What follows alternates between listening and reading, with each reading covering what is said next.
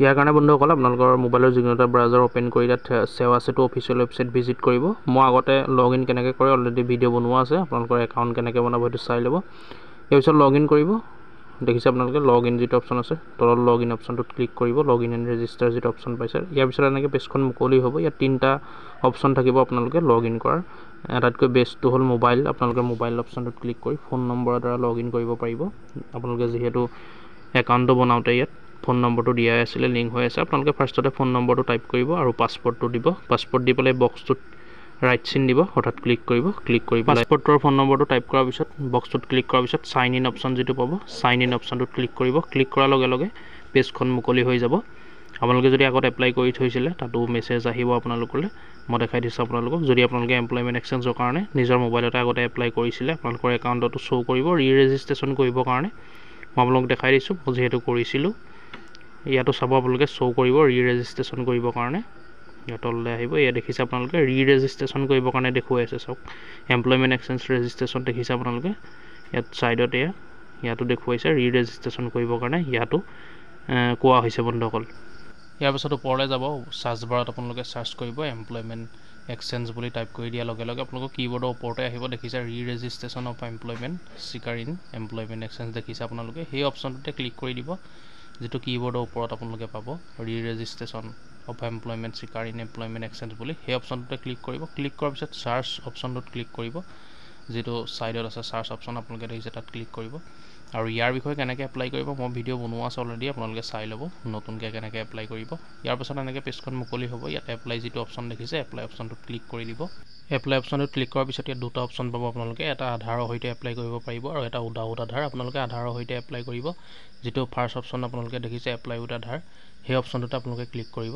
যদি আপোনালোকে আধাৰ নোহোৱা অপশ্যনটোত এপ্লাই কৰে তেন্তে চাৰ্টিফিকেটখন লগালগ ডাউনলোড কৰিব নোৱাৰিব। সেইকাৰণে আধাৰৰ সৈতে যিটো অপশ্যন পাব এপ্লাই, সেই তাত ক্লিক কৰিব। ক্লিক কৰাৰ পিছত ইয়াত সকলোখিনি আহি যাব। দেখিছে আপোনালোকে এপ্লিকেশ্যন ফৰ ৰি ৰেজিষ্ট্ৰেশ্যন অফ এমপ্লয়মেণ্ট চিকাৰ ইন এমপ্লয়মেণ্ট এক্সচেঞ্জ দেখিছে আপোনালোকে। আৰু কেইটকা মাচুল পে' কৰিব লাগিব ইয়াত শ্ব' কৰিছে 30 টকা, কিন্তু 10 টকাহে পে' কৰিব লাগিব। আপোনালোকে ভিডিঅ'টো শেষলৈকে চাই থাকিব, তেতিয়া গম পাব কেইটকা পে' কৰিব লাগিব, কেনেকৈ চাৰ্টিফিকেটখন ডাউনলোড কৰিব পাৰিব। আপোনালোকে খালি ভিডিঅ'টো শেষলৈকে চাব, স্কিপ নকৰিব, তেতিয়াহে সকলোখিনি কথা বুজি পাব। ইয়াত এনেকৈ পেজখন মুকলি হ'ব। ইয়াত লাষ্টত একেবাৰে যিটো বক্স দেখিছে আপোনালোকে তাত ক্লিক কৰিব। ক্লিক কৰাৰ লগে লগে আপোনালোকৰ ইয়াত দেখিছে আধাৰ নম্বৰটো বঢ়াবলৈ আহিব। আপোনালোকে আধাৰ নম্বৰটো বহাই দিব। ইয়াৰ পিছত আধাৰ কাৰ্ডটোত আপোনালোকৰ যিটো নাম আছে নামটো ফিল কৰিব। নামটো ফিল কৰি ছাইডত ডিষ্ট্ৰিক্টটো চিলেক্ট কৰিব, ষ্টেটটো চিলেক্ট কৰিব। ষ্টেটটো চিলেক্ট কৰাই থাকিব আছাম বুলি। তাৰপিছত এনেকৈ ভৰাই লৈ ভেৰিফাই আধাৰ অপশ্যনটোত ক্লিক কৰি আধাৰ কাৰ্ডটো ভেৰিফাই কৰি ল'ব। তেনেকৈ সকলোখিনি ফিল কৰি পেলাই ভেৰিফাই আধাৰ অপশ্যনটোত ক্লিক কৰিব। ক্লিক কৰাৰ লগে লগে এটা OTP যাব আপোনালোকৰ ৰেজিষ্টাৰ মোবাইল নম্বৰত। অলপ সময় আপোনালোকে ৱেইট কৰিব আৰু যদি OTPটো নাযায় ৰিচেণ্ড OTPত ক্লিক কৰিব। ক্লিক কৰি দিয়াৰ লগে লগে OTPটো গুচি যাব। আপোনালোকে আধাৰ নম্বৰটো আৰু আধাৰ নামটো কাৰ্ডত আধাৰ কাৰ্ডত যেনেকৈ আছে নামটো, আপোনালোকৰ আধাৰ কাৰ্ডত থকা নামটো শুদ্ধকৈ খালি ফিল কৰিব। ফিল কৰাৰ পিছত OTP যদি নাযায় আপোনালোকে ৰিচেণ্ড OTP অপশ্যনটোত ক্লিক কৰিব। এই চাওক মোৰ OTP আহি গ'ল বন্ধুসকল। আপোনালোকে যদি OTP নাযায় ৰিচেণ্ড OTPত ক্লিক কৰি আকৌ এবাৰ আপোনালোকে ৰিচেণ্ড কৰিব, তেতিয়া OTPটো আহি যাব।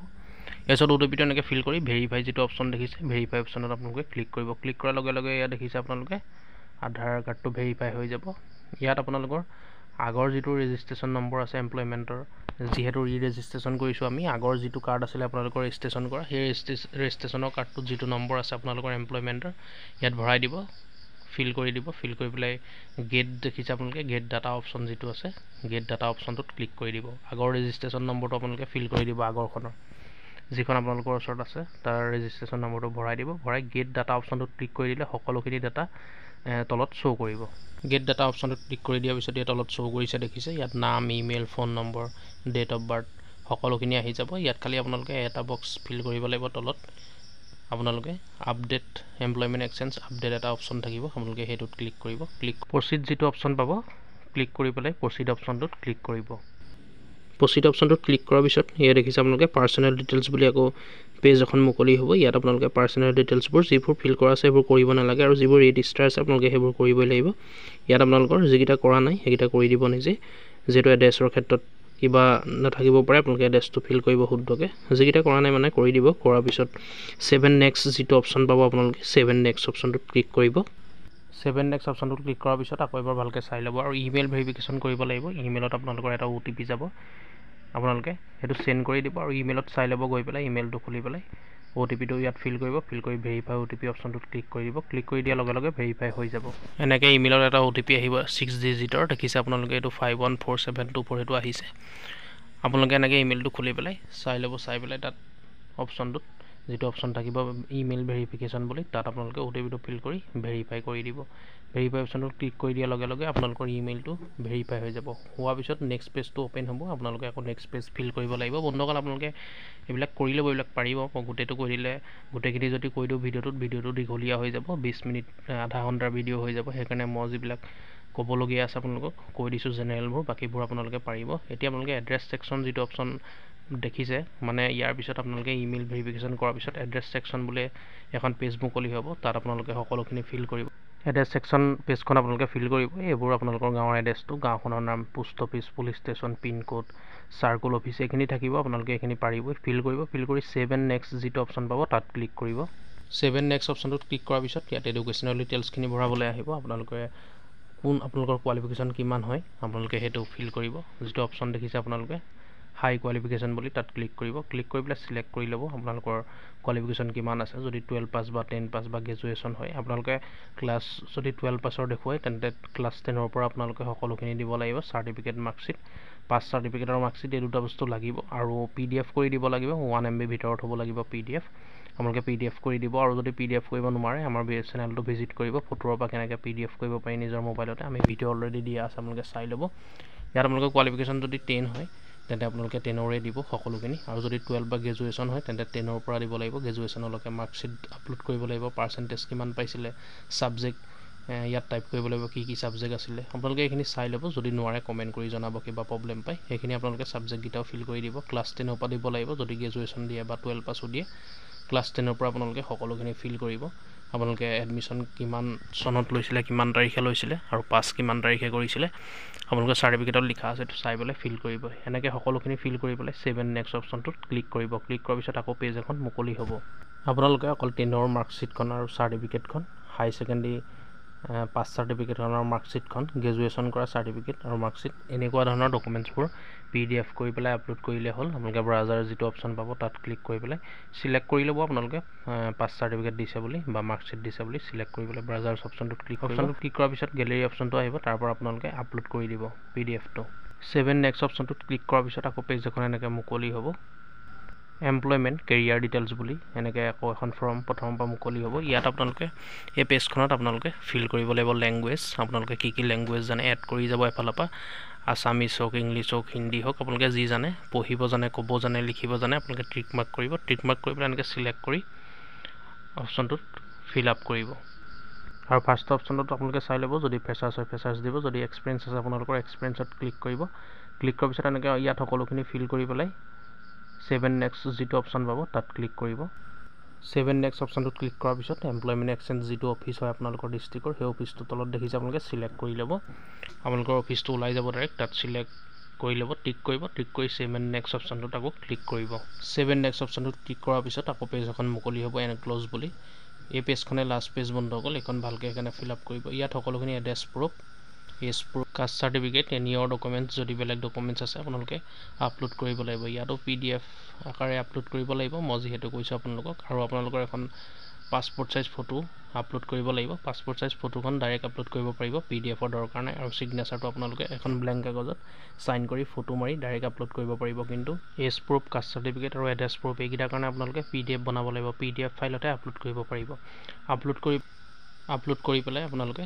তলত এটা অপশ্যন পাব টিক মাৰ্ক কৰিব লাগিব আপোনালোকে টিক মাৰ্ক কৰিব ভালকৈ এবাৰ চাই ল'ব আপলোড কৰাৰ পিছত সকলোখিনি এনেকৈ চাই ল'ব চেক কৰি ল'ব চেক কৰাৰ পিছত আপোনালোকে ডিক্লাৰেশ্যন বুলি এটা অপশ্যন পাব তাত টিক মাৰ্ক কৰিব লাগিব আপোনালোকে তাত টিক কৰিব টিক কৰাৰ লগে লগে আপোনালোকে ছেভ এণ্ড নেক্সট অপশ্যন পাব ছেভ এণ্ড নেক্সট অপশ্যনটোত ক্লিক কৰি দিব আপোনালোকে তাত টিক মাৰ্ক কৰাৰ লগে লগে ছেভ এণ্ড নেক্সট অপশ্যনটো শ্ব' হ'ব তাৰপিছত ছেভ এণ্ড নেক্সট অপশ্যনটোত ক্লিক কৰি দিব ছেভ এণ্ড নেক্সট অপশ্যনটোত ক্লিক কৰি দিয়াৰ পিছত এনেকৈ আকৌ পেজখন মুকলি হ'ব এইখনে ফাইনেল পেজ বন্ধুসকল ইয়াৰ পিছত আপোনালোকে পে'মেণ্ট কৰিব লাগিব ইয়াত কিবা ভুল হ'ল নি আপোনালোকে চাই ল'ব কি আপলোড কৰিছিলে ইয়াত সকলোখিনি চাব পাৰিব কি ফিল কৰিলে সকলোখিনি ওলাই যাব মেইন পেজ হয় এখন একেবাৰে লাষ্ট পেজ এনেকৈ সকলোখিনি আপোনালোকে কি ফিল কৰিলে সকলোখিনি ওলাই যাব ফটো ওলাব ছিগনেচাৰ ওলাব যদি আপোনালোকে কিবা থাকিল বুলি ভাবে বা ইয়াত ভুল হয় আপোনালোকে প্ৰিভিউ যিটো অপশ্যন পাব তাত ক্লিক কৰি শুধৰাব পাৰিব আৰু এডিট বুলিও এটা অপশ্যন পাব। এডিট অপশ্যনটোত আপোনালোকে শুধৰাব পাৰিব। সকলোখিনি ভালকৈ চাই লোৱাৰ পিছত, সকলোখিনি শুদ্ধ কৰাৰ পিছত মেক পে'মেণ্ট এটা অপশ্যন পাব। মেক পে'মেণ্ট অপশ্যনটোত আপোনালোকে ক্লিক কৰিব। একেবাৰে লাষ্টত মেক পে'মেণ্ট যিটো অপশ্যন পাব, মেক পে'মেণ্ট অপশ্যনটোত ক্লিক কৰিব। ক্লিক কৰাৰ পিছত এতিয়া আপোনালোকৰ মুখৰ আগত শ্ব' হ'ব পে'মেণ্টৰ কাৰণে। আপোনালোকে পে'মেণ্ট কৰিব লাগিব। ইয়াত দেখিছে আপোনালোকে পে'মেণ্ট 10 টকা লিখা আছে ৰেষ্টেণ্ট। ইয়াৰ পিছত পে' নাও যিটো অপশ্যন আছে, পে' নাও অপশ্যনটোত আপোনালোকে ক্লিক কৰি পে' কৰিব লাগিব। আপোনালোকে পে' নাও অপশ্যনটোত ক্লিক কৰি দিব। পে' নাও অপশ্যনটোত ক্লিক কৰাৰ পিছত এনেকৈ পেজখন মুকলি হ'ব। ইয়াত আপোনালোকে বেংকটো চিলেক্ট কৰি ল'ব। Axis bank, Axis easy pay' no' charge সেই অপশ্যনটোত আপোনালোকে ক্লিক কৰিব। এক্সিছ বেংকটো চিলেক্ট কৰিব। তাৰপিছত এগ্ৰি অপশ্যনটো তলত দেখিছে এগ্ৰি আছে, আপোনালোকে এগ্ৰি অপশ্যনটোত ক্লিক কৰিব। এগ্ৰি অপশ্যনটো ক্লিক কৰাৰ পিছত প্ৰচিড টু পে'মেণ্ট অপশ্যনটোত ক্লিক কৰিব। ক্লিক কৰাৰ পিছত GRN এটা নম্বৰ পাব, আপোনালোকে এইটো ট্ৰেক কৰিব পাৰিব। GRN নম্বৰটো আপোনালোকে স্ক্ৰীনশ্বট কৰি থ'ব, স্ক্ৰীনশ্বট মাৰি থ'ব। ইয়াৰ পিছত এনেকৈ অলপ সময় ৱেইট কৰিব। ৱেইট কৰাৰ পিছত পে'মেণ্ট কৰা পেজখন মুকলি হ'ব। ইয়াত দেখিছে আপোনালোকে নাম চাম আহি যাব, কিমান পে'মেণ্ট কৰিব লাগিব সেইটো আহি যাব। টাৰ্মছ এণ্ড কণ্ডিশ্যন যিটো অপশ্যন পাব, সেই বক্সটোত আপোনালোকে টিক কৰিব। এনেকৈ টিক কৰিব। টিক কৰাৰ পিছত তললৈ যাব আপোনালোকে। তললৈ যোৱাৰ পিছত আপোনালোকে 3টা অপশ্যন পাব। এটা কাৰ্ড, এটা ইণ্টাৰনেট বেংকিং, এটা UPI। আপোনালোকে একেবাৰে সহজ UPI যিটো অপশ্যন আছে তাত ক্লিক কৰিব। ক্লিক কৰাৰ পিছত ইয়াত দেখিছে এমাউণ্ট 10 ৰুপিজ আহি গৈছে। পে' ৰাজৰ পে' যিটো অপশ্যন আছে তাত ক্লিক কৰিব। পে' ৰাজৰ পে' অপশ্যনটোত ক্লিক কৰিব। ক্লিক কৰাৰ পিছত ইয়াত ফোনপে' জিপে' আপোনালোকে যোনটো প্লেটফৰ্মৰ পৰা পে'মেণ্টটো কৰোঁ বুলি ভাবে সেইটোত আপোনালোকে ক্লিক কৰি পে'মেণ্টটো কৰিব পাৰিব। ডাইৰেক্ট ৰিডাইৰেক্ট হৈ যাব। ইয়াত ফোনপে' আছে, পে'টিএম, গুগল পে'। মই যিহেতু জিপে' পৰা কৰিম সেইকাৰণে জিপে' অপশ্যনটোত ক্লিক কৰিছোঁ। আপোনালোকে যোনটো পৰা কৰে সেইটোত ক্লিক কৰিব। ক্লিক কৰাৰ পিছত ডাইৰেক্ট আপোনালোকৰ এপছটোলৈ ৰিডাইৰেক্ট কৰি দিব। ইয়াত দেখিছে আপোনালোকে ক্লিক কৰিব। ক্লিক কৰাৰ পিছত ডাইৰেক্ট এপছটোলৈ ৰিডাইৰেক্ট হৈ যাব। ইয়াত দেখিছে যিহেতু জিপে' হওক বা ফোনপে' হওক এইটো নেদেখাই বন্ধুসকল, স্ক্ৰীনশ্বটটো নলয়। এনেকৈ আপোনালোকে পে'মেণ্টটো কৰিব। পে'মেণ্টটো কৰাৰ পিছত দেখিছে আপোনালোকে লগালগ ইমেইললৈ মেছেজ আহি যাব, যিটো ইমেইল দিয়া আছে ছাৰ্ভিচ ডেলিভাৰ্ড বুলি এনেকৈ আহি যাব। ইমেইলটোত শ্ব' কৰিব দেখিছে আপোনালোকে। ইয়াৰ পিছত আপোনালোকে বেক কৰিব। বেক কৰাৰ পিছত আকৌ প্ৰথম পৰা লগ ইন কৰিব। লগ ইন কৰাৰ পিছত এনেকৈ চাৰ্টিফিকেটখন ডাউনলোড হৈ যাব। লগালগ এনেকৈ ডাউনলোড হৈ যাব। বেক কৰিলে হ'ল আপোনালোকে ৱেবছাইটটো ভিজিট কৰি সেইটো ৱেবছাইটটোলৈ আপোনালোকে গুচি যাব। অন কৰাৰ পিছতে এনেকৈ চাৰ্টিফিকেটখন ডাউনলোড হৈ যাব, লগতে ৰিচিপ্টকেইটাও ডাউনলোড হৈ যাব। এনেকৈ আপোনালোকে অতি সহজতে নিজৰ মোবাইলতে 5 মিনিটৰ ভিতৰতে ৰেজিষ্ট্ৰেশ্যন কৰি চাৰ্টিফিকেট ডাউনলোড কৰিব পাৰি। আৰু যদি আপোনালোকে এতিয়াও বুজি নাপালে কেনেকৈ এপ্লাই কৰে বা কেনেকৈ ডাউনলোড কৰে, আপোনালোকে কমেণ্ট কৰিব, তেতিয়া মই আৰু ধুনীয়াকৈ বুজাই দিম। খালি অকণমান ভিডিঅ'টো লং হ'ব বন্ধুসকল, আপোনালোকে কমেণ্ট কৰিব যদি ধৰিব নোৱাৰে, বা এনেকুৱা মাজৰ ষ্টেপছো যদি আপোনালোকে ধৰিব পৰা নাই, মাজতো কিবা ধৰিব পৰা নাই, তেতিয়াও আপোনালোকে কমেণ্ট কৰি জনাব নিশ্চয়, মই আপোনালোকক বুজাই দিম কমেণ্টৰ জৰিয়তে। আৰু যদি আপোনালোকে বেক কৰোঁতে চাৰ্টিফিকেটখন ডাউনলোড নহয়, আপোনালোকে ডাইৰেক্ট আকৌ ৱেবছাইটলৈ গৈ সেৱাটো যেনেকৈ লগ ইন কৰিছিলে ফাৰ্ষ্টৰ পৰা তেনেকৈ লগ ইন কৰিব। লগ ইন কৰাৰ লগে লগে আপোনালোকৰ মুখৰ আগত শ্ব' হৈ যাব। যদি মুখৰ আগতো নহয় আপোনালোকে তললৈ যাব। তললৈ গৈ পেলাই এমপ্লয়মেণ্ট এক্সচেঞ্জ ৰেজিষ্ট্ৰেশ্যন এটা অপশ্যন থাকিব, আপোনালোকে তাত সেই অপশ্যনটোত যাব। অপশ্যনটোত গৈ পেলাই ছাইডত দেখিব ডাউনলোড অপশ্যন থাকিব। আপোনালোকে গেট ডাউনলোড অপশ্যনটোত ক্লিক কৰি দিয়াৰ লগে লগে চাৰ্টিফিকেটখন PDF হৈ মোবাইলত ছেভ হৈ যাব।